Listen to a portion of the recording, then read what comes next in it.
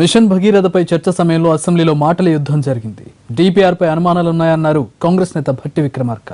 ఎంత పారదర్శకంగా నిధులు ఖర్చు పెడుతున్నారో చెప్పాలంటూనే అవసరం లేని చోట్ల కిలోమీటర్ల పైప్లైన్లు వేశారన్నారు.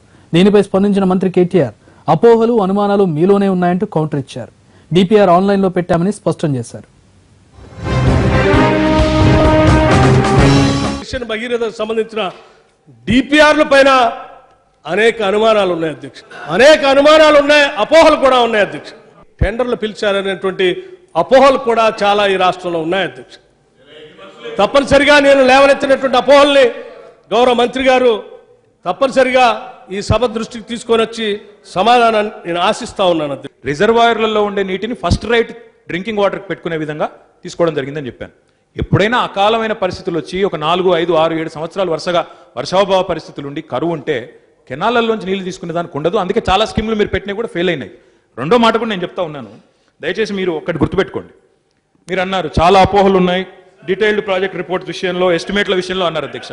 నేను గుర్తు చేస్తా ఉన్నాను కాంగ్రెస్ ప్రభుత్వం 2009 నుంచి 14 వరకు ఉన్న కాంగ్రెస్ ప్రభుత్వంలో అప్పుడు ఆనాటి ముఖ్యమంత్రి కిరణ్ కుమార్ రెడ్డి గారు ముఖ్యమంత్రిగా ఉన్నప్పుడు ఇక్కడ ఉన్న చాలా మంది పెద్దలు మంత్రులుగా ఉన్నారు అధ్యక్ష. ఆనాడు ఒకే ఒక్క చిత్తూరు జిల్లాకి ఉమ్మడి ఆంధ్రప్రదేశ్లో తాగునీటి పథకం కోసం 7,000 కోట్ల రూపాయలు ఒకే ఒక్క జిల్లా కోసం కేటాయించి కేబినెట్లో ఆమోదించింది ఇదే కాంగ్రెస్ ప్రభుత్వం అధ్యక్ష.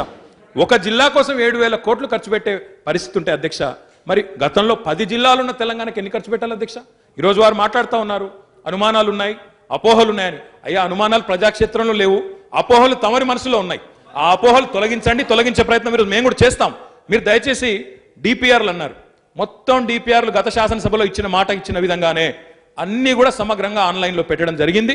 మీకేమైనా అనుమానాలు, అపోహలు, సందేహాలు ఏం కావాలన్నా కూడా దయచేసి ఒకసారి చూసుకోండి అని చెప్పి కూడా విజ్ఞప్తి చేస్తాం.